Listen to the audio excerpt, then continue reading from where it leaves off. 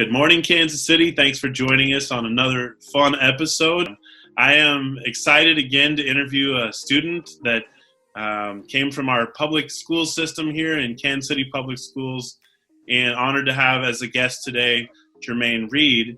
I mentioned to him that I believe I met him once long ago in a fantastic building in our city called Northeast High School. That's just this old, Gothic, beautiful building. And I want to talk with you about your memory of that place and a little bit about life after that place. And one reason, if you're listening this morning, might be so that you can start to think about what you will do after you leave high school, and to hear from somebody that's been definitely involved in our city. So thank you, Jermaine, for being part of this today. Will you take us there? Like, you came out of Northeast High School in 2002, I believe. Yeah. And then what happened from there? Oh, a whole lot happened, but let's start with 2002 first, because when you talk about the old Gothic school, that is definitely historic, right in the heartbeat of the old Northeast community here in Kansas City. The thing I remember the most about the building is that it did not have air conditioning as it does now.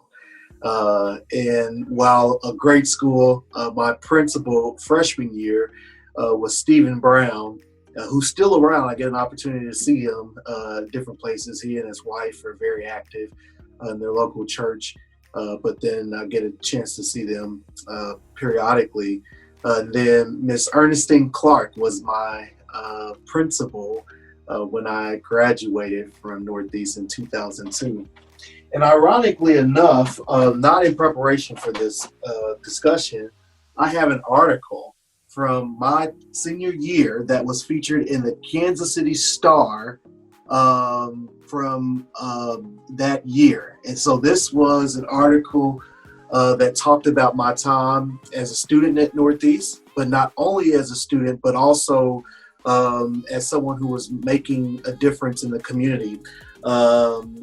This young teen reporter at the time, Dallas Reed, no relation to me and spelled differently, wrote an article about me on Generation Rap, because I was a student host and one of the very first students to host that show on Hot 103 Gems, which comes on, and it still comes on every Saturday morning at 8 a.m.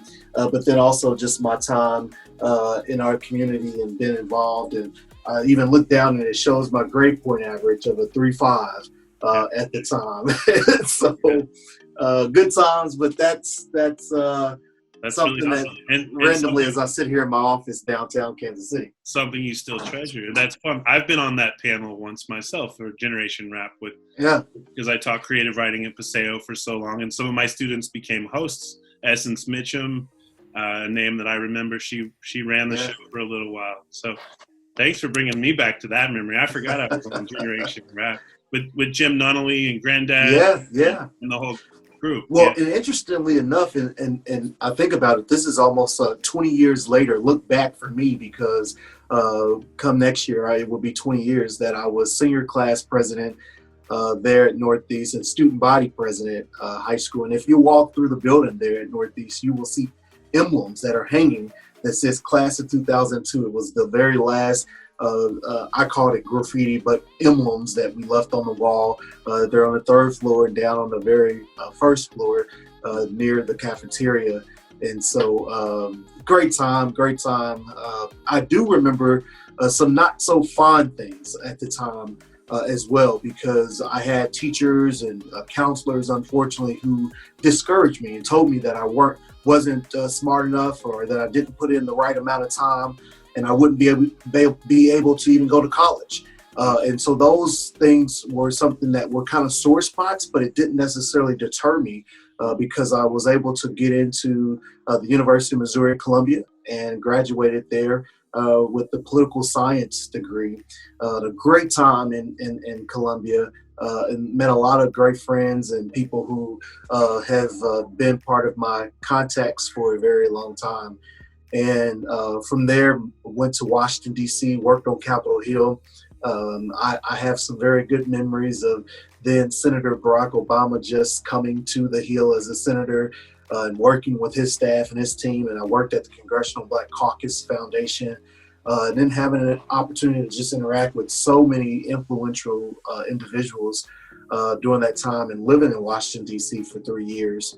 And then coming home to Kansas City because that's where my heart is, and wanting to make a difference, and ran for political office, and literally was elected as the youngest person in our city history, and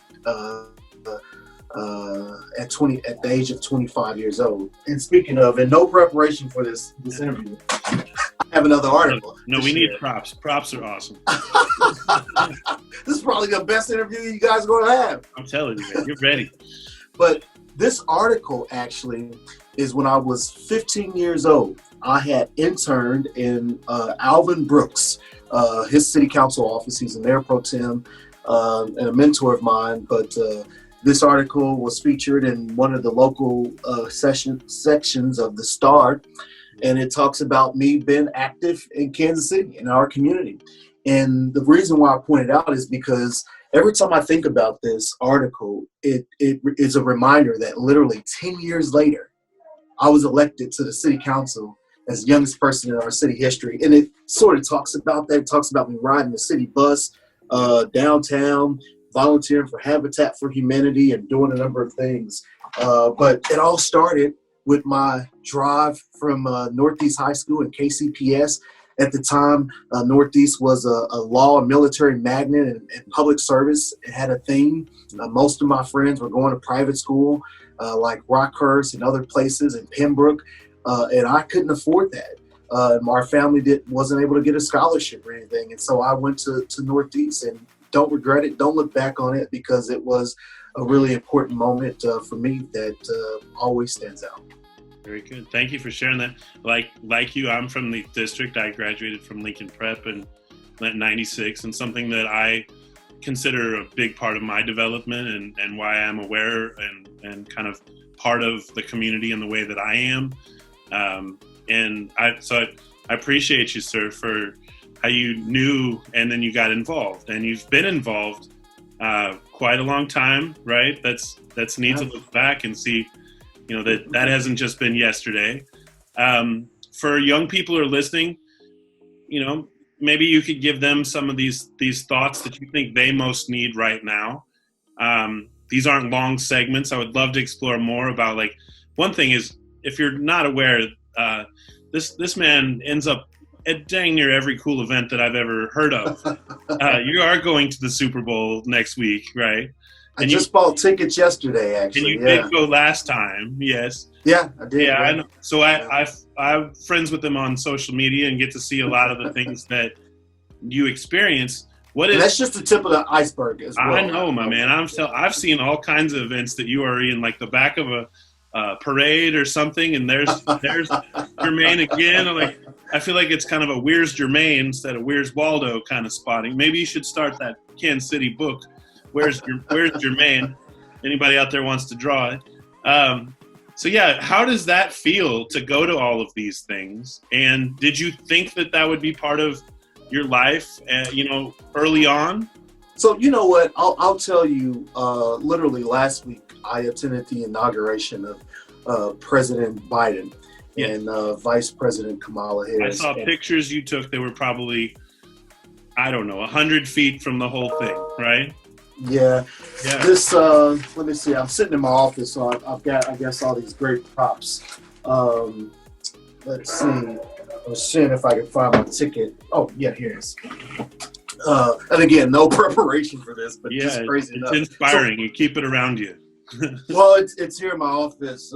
It's not that big, but yeah. So this here was Senator Blunt in my United States Congress. I was a guest of the senator, and I remember when I opened this packet, and I have the same feeling, because I literally was looking at my ticket.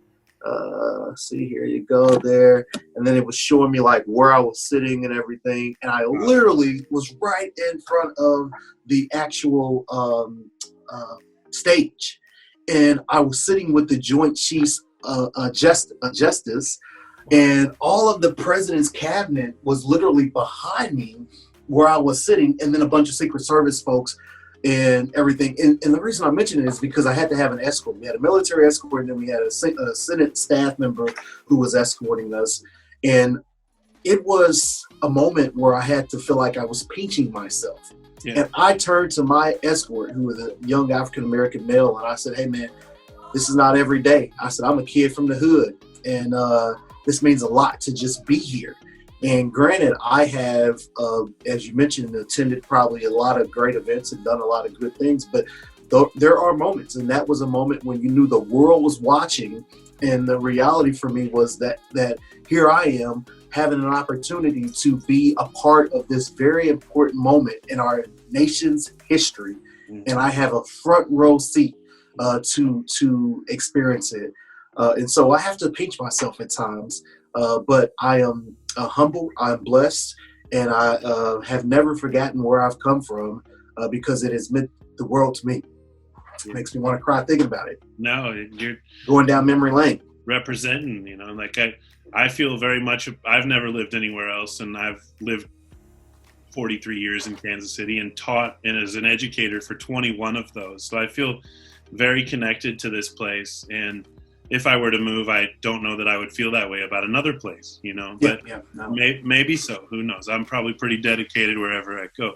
But thank you for sharing that. And again, inspiration to go and experience things that, I'm dying to get to some of these events. So, well, I'm going to keep shooting. That's bucket list material right there. What would you tell these young people who are listening this morning?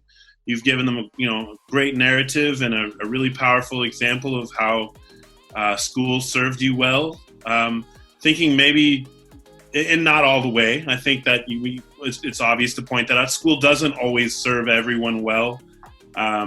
And we're working to improve that for sure. That's one goal I have in doing this show, is helping students think and see the future a little bit earlier than they might, or envision a future, or entertain an option, or look into a window instead of something that you had never seen before. So thinking in that perspective, rewind, be 17, 18, what do you think someone needs to hear?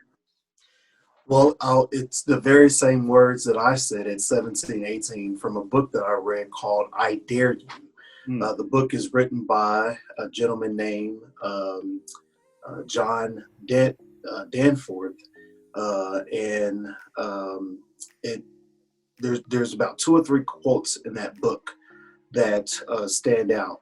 And one of them is to be your own self at your very best at all times. Mm-hmm. Be your own self at your very best all times. Don't let anyone define you. Life may seem as if it's difficult at the time or at times, but you keep picking yourself up. You keep your eyes on the ball. You be you. You define your own path and make sure that you work toward it every single day at all times. I remember hearing that and reading that, and it has something that has been one of my guiding lights ever since the high school and reading that book. And another one was in that same book is to never give up until you have released your unused capacities for service and shared your gifts with others. One enkindled spirit can set hundreds on fire. And each and every one of us are setting hundreds, thousands of people on fire because we are releasing and using our gifts for the greater good of society. And that book, those quotes have continued to guide me. And I remember saying at my high school graduation that Muhammad Ali said once that a man who sees himself the same way as he did 10 years ago has just wasted 10 years of his life.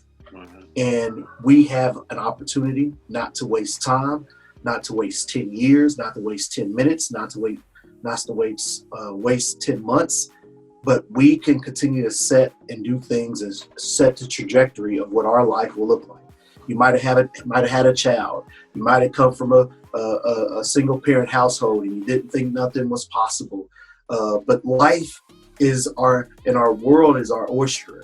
and how we utilize our time, our energy, our passion, it's up to us. When one thing seems to go wrong, that's not the end of the world. You got a chance to keep trying. The only thing that you can't change in life is death. And the reason why is because there's no more trying. But when something goes wrong or it may not go the way that you thought it should go, you get up, you try again. That's awesome. I can hear some Alvin Brooks in there, which is another person I've, working at Paseo and having him visit us sometimes. And myself, I'm a preacher's son. So I can absorb that. I appreciate you saying all that. And I hope you do too, Kansas City. This has been a great conversation with you today. Let me ask you, since I have you here, what's your next goal in Kansas City? I know you're still involved a lot. I know you did have a run for mayor, right? And it was fun to see your posters up like near where I worked at the time. Now we're still in kind of home a lot, but like that one poster was over by Manuel. It was a nice look. I mean, not poster, billboard, let me say. Really fun to drive down that street and see, hey, I remember him. That's the one. Look, he's got a lot of props, folks. I love it. That is exactly what it looked like. That's fantastic, right? So what's your next move? Well, I don't know. I currently serve on the Metropolitan Community College Board of Trustees, and so maybe we could sponsor or give a scholarship to a deserving student or something for watching this. Maybe if they reach out or you put a little link or something, we'll figure out something. First student, write me an email at Odam at KC Public Schools. I'm going to help you take Jermaine up on that whole idea he just said. All right. Yeah, I'll do it. That done deal. Awesome. So I serve on the community college board. That includes Maple Woods, Penn Valley, Longview, business technology, and there's another one that escapes me off the top of my head. But there's 5 in our system. Blue River is the one that escaped me.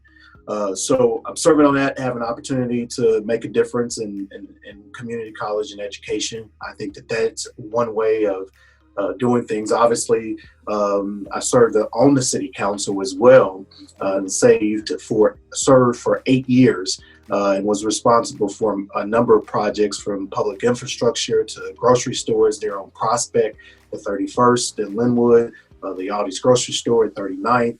The Prospect Max was one of the things that I really championed along my time. The airport was the committee in which I had an opportunity to chair and help shepherd that through to make sure that we were able to get it built. And so to answer the question directly, what's next? Who knows? I want to continue to be of service to our community, and in whatever capacity that I can do that, I'm a willing vessel to do that. And I appreciate the opportunity to serve. And I run and own my own business now, where I'm consulting with over 15 cities around the entire country, connecting large and small corporations to local, state, and federal governments. And so there are niches and things that we all are able to do. And so, as it relates to service, I think that I have a heart and passion for it. I know I do, and want to continue in whatever capacity I can to be able to do that. Fantastic. Thank you so much. It's been a wonderful chance to catch up with Jermaine Reed, who I think I met one day way back when at Northeast High School. I was just as charming and just as good looking. Well, absolutely. I do remember the charisma. So have it, you keep it, you use it, you go use it out in the world. That's fantastic. That's what it's for. If you're listening today and you think you like this show and you want to find out how to be on this show, reach out to me. I work for Kansas City Public Schools. One thing would be neat is that you might have gone to our district. If you did not, and you're still from the Kansas City public area, and you would like to help students see what your experience has been, reach out to me. I think that's a valuable thing that we could talk about. Again, it's been fantastic. This is our show we've been calling Platform here on KCPS TV. My name is Chris Odam, and I'm delighted to have spoken and talked with Jermaine today. So thank you, Kansas City. Have a wonderful rest of your Friday.